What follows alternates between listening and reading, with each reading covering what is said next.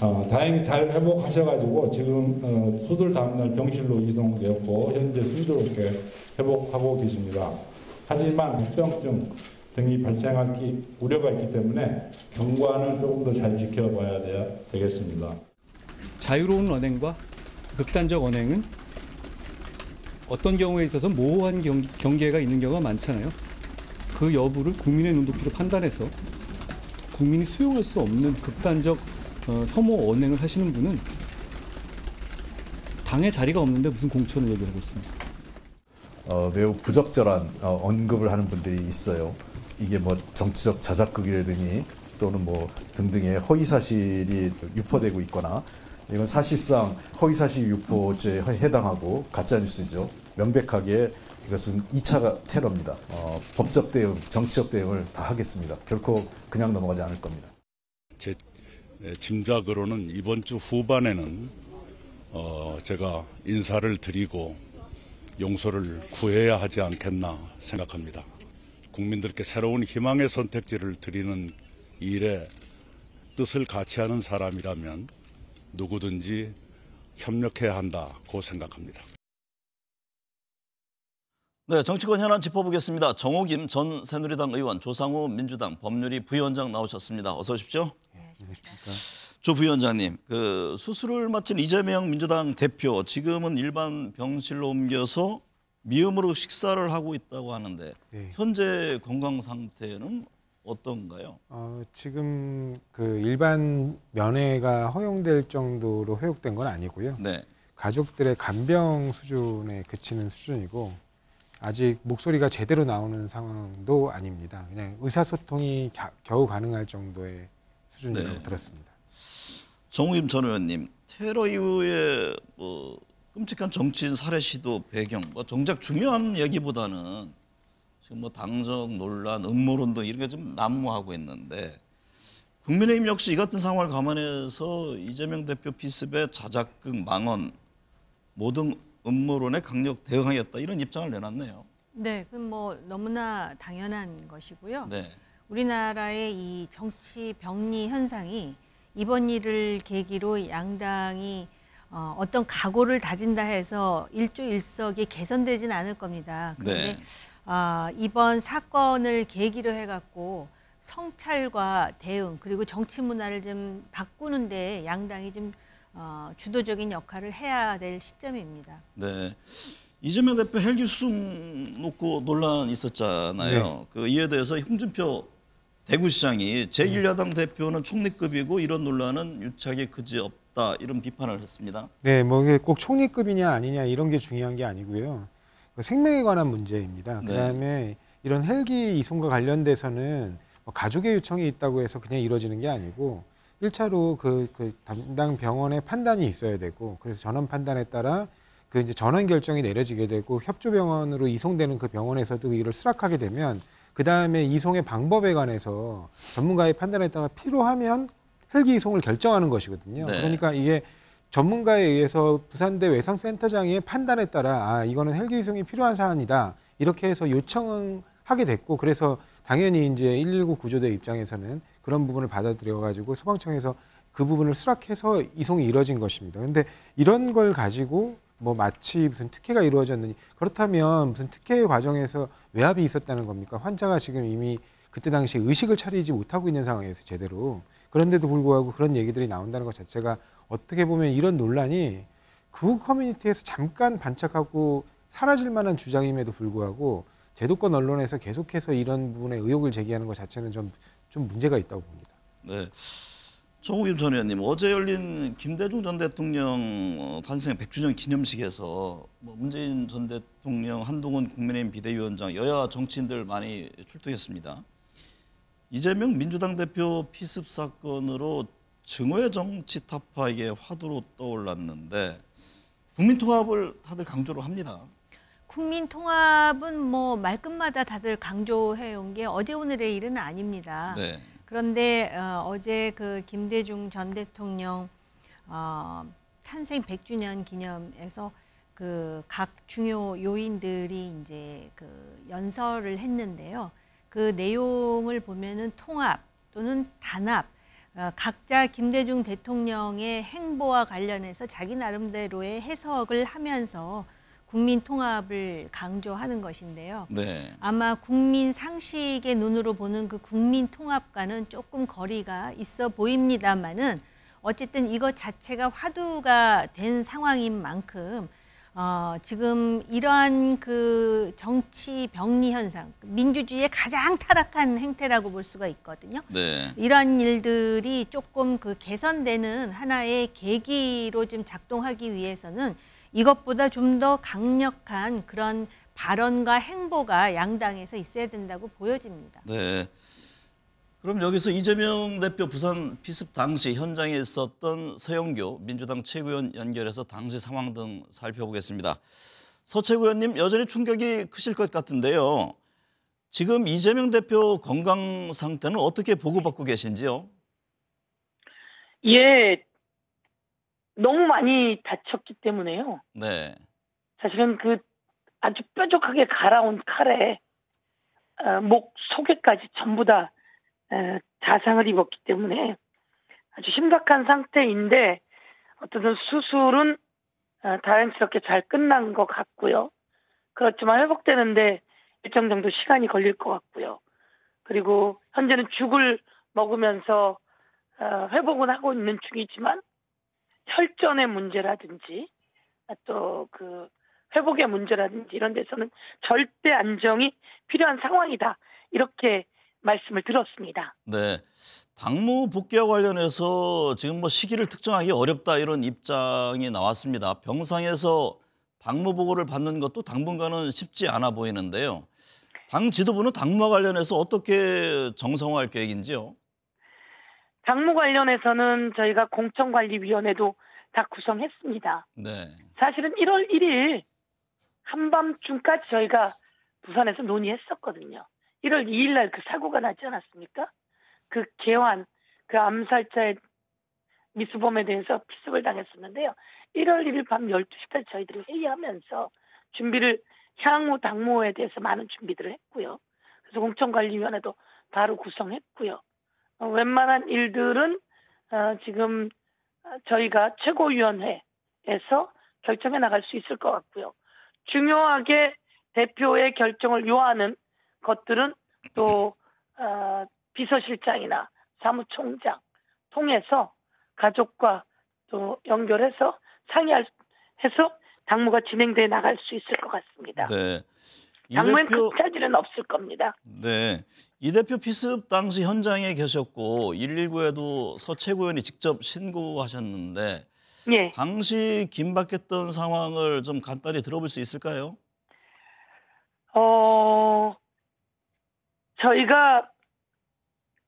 저희는 버스를 타러 가고 있었고요. 이재명 대표는 이제 본인의 차로 가는 와중에 지지자라며 달려든 거죠.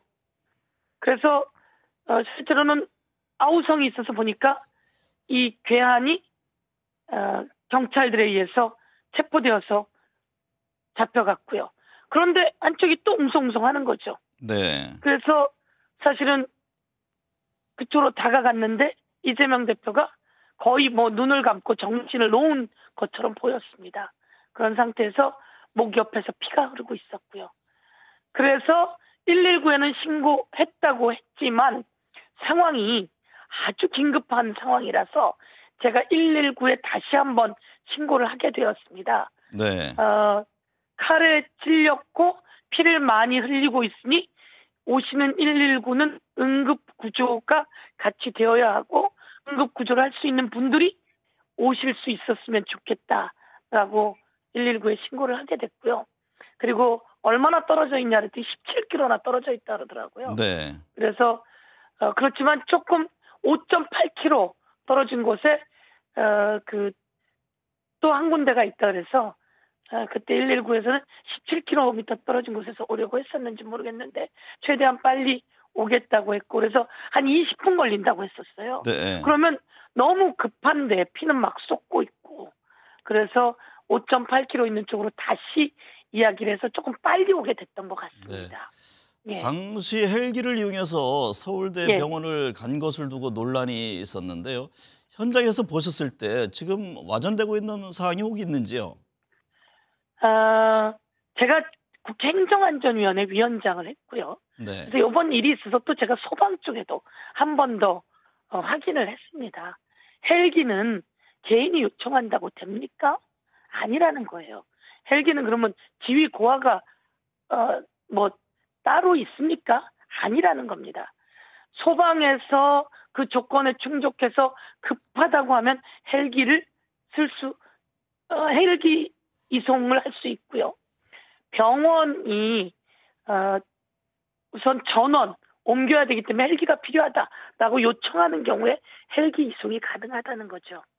사실은 현장에서 피를 너무 많이 흘렸습니다. 네.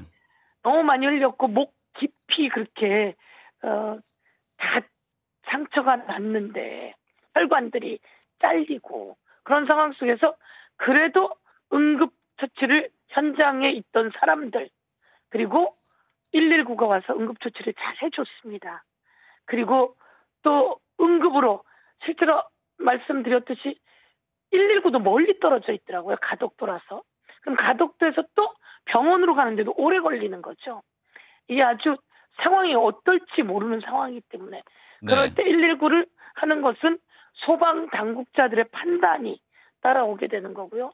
그리고 부산대 병원에서 응급 조치를 아주 잘해 주신 거죠. 네. 아주 잘해 주셨고 그러고 나면 이제 판단을 하라고 요구를 한 것 같아요. 지금 우리가 응급 조치는 했소. 그런데 지금 여기서 부산대병원에서 해야 하지 않으면 목숨이 위태롭소. 라고 하면 부산대병원에서 거기서 수술을 해야 된다고 판단하셨겠죠. 그리고 또 지금 이제 일하는 곳도 그렇고 가족들도 있고 뒤에 치료 그리고 뭐 이런 여러 가지들이 있지 않습니까? 그러려면 서울대병원에게도 또 연락을 해서 전원이 가능한지도 확인하고 그리고 가족에게도 또 물었던 것 같고요. 그래서 전부 다 절차를 밟아서 필요해서 헬기는 목숨이 위험했습니다. 그런 데서 했던 것인데 이걸 가지고 논란을 한다니 참 비정한 사회인 것 같다. 비정한 분들이다 이렇게 생각하고요. 뭐 여러 군데에서 병원 측도 소방 측도 모두 이것은 문제가 없이 일반인이어도 위급하다면 이렇게 하는 것이다 라고 이야기가 나온 것 같습니다. 그래서 더 이상 이런 논란이 없었으면 좋겠습니다. 네, 오늘 말씀 감사합니다. 예, 빨리 쾌유되도록 국민 여러분 기원해 주십시오. 네. 더 좋은 정치하겠습니다. 네. 네, 정치 현안 얘기 계속 이어가도록 하겠습니다. 어제 축사에서요, 그 김대중 전 대통령 탄생 100주년, 문재인 전 대통령이 김대중 전 대통령이 염원한 세상이 멀어지고 있다 이런 지적을 하면서 통합을 강조했습니다. 네. 어떤 점에 방점을 두고 있다고 보세요? 지금 이런 말씀을 나누던 시기 그리고 그때 이제 마지막 식사 자리라고 표현을 하셨는데 돌아가시기 전에 김대중 대통령께서 근데 그때 이제 말씀을 들었던 중에 이 말씀뿐만 아니라 인용하셨던 말 중에는 야권 통합을 이뤄서 정권 교체를 해야 된다 이런 말씀도 하셨다는 겁니다. 네. 근데 그 시기가 공교롭게 참 이렇게 지금의 시기하고 비슷하게 겹쳐 보이는 측면이 있습니다. 신당 별도의 움직임도 있고 그러잖아요. 예, 맞습니다. 그때 당시에 이제 안철수 대표하고의 갈등 때문에 문재인 전 대통령과 갈등으로 이제 야권이 이른바 쪼개지게 되는 상황이었습니다. 근데 지금도 마찬가지로 야권이고요. 민주당 내부에서 이른바 이낙연 전 대표의 어떻게 원심력에 의한 이제 탈당 움직임이 좀 있지 않습니까? 네. 그 시점에 이런 말씀을 문재인 전 대통령께서 하셨다는 건 아무래도 문재인 전 대통령의 첫 국무총리였고 문재인 전 대통령이 발탁한 인사였던 분이 이낙연 전 총리인데 이분께서 이렇게 탈당하시는 게 과연 김대중 대통령의 유지를 받드는 게 맞느냐 이런 부분에 대해서 이제 야권의 그리고 민주주의 진영의 원로로서 문재인 전 대통령께서 따끔한 말씀을 해주신 걸로 보고 있습니다. 저희는. 네, 정우김 전 의원님, 지금 전국 행보를 이어가고 있는 한동훈 국민의힘 비대위원장 당 안팎에서 불거진 수도권 이기론에 대해서 누가 이기는지 보다 왜 이겨야 하는지를 잘 설명할 것이다. 일종의 자신감을 내비친 것으로 보이는데요. 이른바 한동훈 효과는 어떻게 보고 계세요? 지금 한동훈 효과로 지금 보수층 결집은 상당히 단단해진 것 같습니다. 이 네. 컨벤션 효과로 많은 언론의 관심과 주목을 받고 있는 상황이고요. 결국 이제 수도권 위기론이 나오는 것은 보수층에 더하여 중도층으로 지지세를 이제 확장하는 과제가 남아 있다라는 그러한 그 함의를 내포하고 있습니다. 그래서 외연을 어떻게 확장할 것인가. 그래서 본인이 지금 전국을 다니면서 특히 호남이라든지 또 충청 지역을 다니면서 그 지역에 특화된 그 호소와 발언을 하고 있고 아직도 네. 한동훈 비대위원장의 말과 행동에 상당히 주목하고 있는데요. 실제로 이 유권자들이 단순히 누가 이기는지 왜 이겨야 하는지를 설명하는 것보다 아마 한동훈 위원장에게 여당 대표인 만큼 더 큰 어떤 그 뭐라 그럴까요? 역할 그리고 활동을 지금 그 기대하고 있는 것이 아닌가 또는 네. 요구하고 있는 것이 아닌가 이런 생각이 듭니다. 그래서 지상에서 발빠르게 열심히 움직이는 것에 더해서 지금 그 여러 가지 난제들이 있습니다. 그 난제를 상당히 그 국민의 국익에 입각하는 관점에서 풀어 나가는 모습을 보여주는 그런 모습이 필요하지 않을까. 특히 어제 김대중 전 대통령의 그 100주년 기념에서 결국은 지금 야당 인사들이 나와서 하는 통합이라고 하는 것은 야권 통합을 통해서 정권 교체를 하자는 것인데 지금 우리 사회에 정말 필요한 거는 뭐 야권 내부의 통합도 중요하겠지만은 네. 여야 간의 국민 통합이 굉장히 중요하지 않습니까? 그렇죠. 그러니까 국민 통합이죠. 책임 있는 여당의 지도자로서 적어도 국민의힘의 비대위원장은 단순히 지지자들 또는 진영의 통합뿐만이 아니라 그것을 넘어서는 그 국가 이익과 미래에 부합하는 그런 통합을 지향하고 있다라는 것을 이 컨벤션 효과가 나타나는 시점에 분명히 보여줘야 될 숙제가 있다라고 생각합니다. 조성우 위원장은 어떻게 보겠어요? 한동훈 위원장 혐오 언행 시에 당에 설 자리 없을 것이다. 이제 공천 배제를 시사했고 호남에서도 5.18 정신이 헌법 전문에 수록되도록 하겠다 이런 의지를 밝혔잖아요. 네, 이게 사실은 뭐 둘 다 같은 맥락으로 흐르는 측면이 있습니다. 뭐냐면 네. 과거에 이제 이른바 특정 지역 내지는 뭐 특정 성 이런 부분을 가지고 그 사람들에게 혐오 발언을 해서 그걸 가지고 어떤 정치적 자산으로 삼았던 분들이 있거든요. 네. 그런데 그런 부분에 대해서 이제 엄중 조치하겠다라는 의지를 표현하신 건 정말 환영할 일이고요. 그 다음에 헌법 전문에 5.18 정신이 수록되도록 하겠다는 건 대통령의 공약이기도 하셨어요. 그리고 그렇게 되면 결국에는 정부와 여당 대표의 의견이 사실 일치하는 건데 네. 이렇게 된다고 하면 이걸 너무 어렵게 끌고 갈 필요는 없다고 봅니다. 아까 정호김 전 의원님께서도 말씀을 하셨지만 이제 야권 통합의 문제가 아니라 국민 통합이 굉장히 시급한 시점이라면 이렇게 적어도 여야 거기다 정부까지 이게 다 일치되는 어떤 특정한 안이 있다면 이 안을 기점으로 해서 우리가 헌법을 개정하는데 너무 어렵게 대하는 그 관념부터 좀 깨면서 이 부분 원포인트 개헌 정도로 해서 헌법 전문을 바꿔보는 걸 특히 네. 이번에 총선을 앞두고 있기 때문에 조금 신속하게 움직인다고 하면 이번 총선에 크게 비용 들이지 않고 이렇게 합의된 안부터 헌법 개헌을 조금씩 일어나갈 수 있게 되거든요. 이렇게 네. 되면 나중에는 정말 이렇게 의견 대립이 큰 이 통치 구조에 관한 문제조차도 이게 단계를 밟아 나가면서 좀 어렵지 않게 합의된 정신과 의견에 따라서 뭔가 개헌을 이뤄내는 그런 발판이 될 수 있지 않을까. 그렇기 때문에 이런 걸 한번 추진해 봤으면 좋겠습니다. 네. 한동훈 비대위원장이 지난달 민주당을 떠난 오선 이상민 무소속 의원 어제 만났습니다. 아마 조만간 그 네. 국민의힘 입당할 것으로 보여지는데 이 의원의 합류는 어떤 의미가 있다고 보세요? 이상민 의원이 상당 부분 의기투합할 부분이 있다 이렇게 대답하는 것으로 봐서 거의 지금 입당이 가시화되었다고 저는 개인적으로 네. 생각을 하는데요. 우선 지역 정치로 볼 때 그 대전에 이상민 의원의 어떤 입지가 상당 부분 안정되어 있다고 알고 있습니다. 네. 그래서 이제 그런 그 지역 공략 그리고 특히 충청 지역은 대전을 포함해서 민심의 풍향계라고 우리가 하지 않습니까? 그런 상징성에 더해서 이상민 의원은 중진 의원입니다. 그리고 민주당 소속이었습니다. 그런데 네. 그동안에 민주당의 그 비민주적인 행태와 관련해서 상당히 많은 쓴소리를 했고 그것 때문에 수박으로 몰려서 온갖 그러한 그 거의 정치적인 박해라고 할 정도의 그런 압박을 받아왔던 인물입니다. 네. 그런데 이분이 만약에 국민의힘에 입당한다면 결국은 그런 쓴소리를 하는 그런 의원들까지 받음으로써 그리고 또 민주당 당적의 의원이었던 정치인을 끌어안음으로써 외연을 좀 확장한다라는 의미가 있을 것 같습니다. 특히 한동훈 위원장이 무슨 얘기를 하냐면 9개가 달라도 1개가 같으면은 그 공통되는 부분 또는 공유되는 부분을 함께 할 수 있는 포용을 강조하거든요. 네. 바로 많은 국민들이 국민의힘이 그동안은 그렇지 못하다고 오해하거나 비판했던 목소리가 굉장히 많은데 이상민이라는 인물의 입당을 통해서 그러한 조치가 가시화되는 그런 하나의 시초가 돼야 될 것 같고요.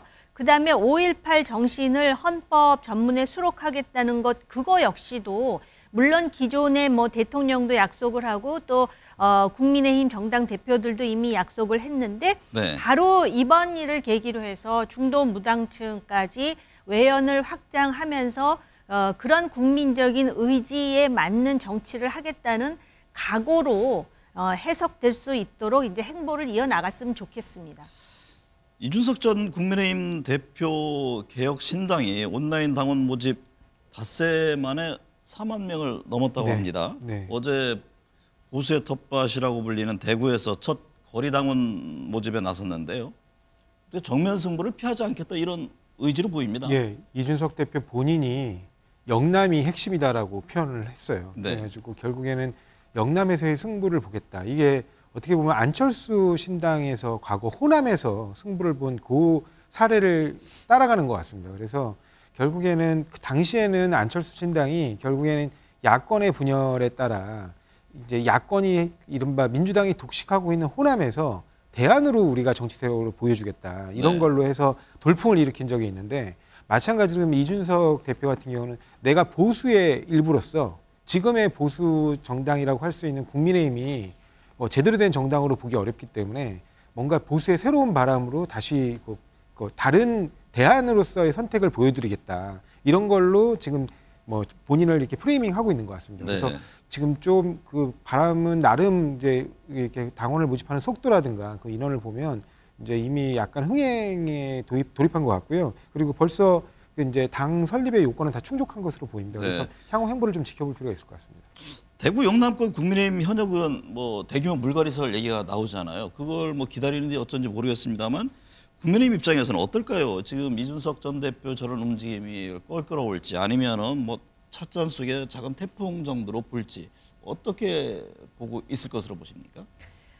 글쎄요, 제가 뭐 국민의힘 내부에 대해서 말할 입장은 네. 물론 아니지만 특히 영남에 대해서는 이준석 전 대표도 비만 고양이 영남 쪽 의원들에 대해서 상당히 비판적인 입장이었었는데요. 이게 굉장히 새로운 실험인 건 맞아요. 왜냐하면은 그동안 정당을 만들고 심지어는 출마를 하더라도 돈이 엄청나게 든다라는 이런 그 편견이 있었는데 돈 안 드는 정치의 새로운 실험이거든요. 그리고 사실 지금 그 양당제에 대해서 엄청나게 지금 그 국민들이 피로감을 느끼는 상황에서 지금 이것이 돌풍이 될지. 근데 어쨌든 우리 변호사님 말씀하셨듯이 굉장히 많은 사람이 지금 관심을 보이고 있기 때문에 예의주시하고 이제 여기에 누가 그러면 참여를 할 것인가. 예를 든다면은 금태섭 양양자뿐만이 아니라 결과적으로 또 이낙연 전 대표와의 연대는 또 어떻게 될 것인가에 대해서 일단 관심을 끌고 있지 않습니까? 네. 그런데 저는 확실하게 말씀드릴 수 있는 게 이준석 전 대표가 개인기가 뛰어난 정치인이지만 결국 이 이준석 신당의 성패는 누구에게 달려 있느냐? 한동훈 비대위원장과 윤석열 대통령에게 달려 있는 형국이에요. 근데 네. 이준석 전 대표가 무슨 얘기를 하냐면 탈당의 변을 얘기하면서 넥스트 스텝을 얘기하거든요. 네. 넥스트 스텝 혹시 아십니까? 그게 스티브 잡스가 애플에서 쫓겨나면서 넥스트 스텝 프로그램을 만들어서 다시 애플을 결과적으로는 탈환하는 네. 그 시나리오에 그렇죠. 넥스트 네. 스텝이 들어가거든요. 그래서 개혁 보수를 강조하고 지금 현재 원래 국민의힘을 지지했던 2030 세대가 민주당으로 지지를 틀다가 다시 지금 이준석 신당으로 가는 이런 분위기도 감지가 되기 때문에 이게 돌풍이 된다면은 국민의힘뿐만 아니라 민주당도 좀 신경을 써야 되는 대목이 있고요. 네. 결과적으로 변수는 바로 국민의힘의 소위 뭐라 그럴까요? 나름대로 뭐라 그럽니까? 소위 주도권을 가지고 있는 그 사람들이다. 이렇게 말씀드릴 수 있다는 거죠. 이재명 대표에 대한 테러 문제로 잠시 숨을 고르던 이낙연 전 대표 지금 나흘 만에 공식 행보를 했는데요.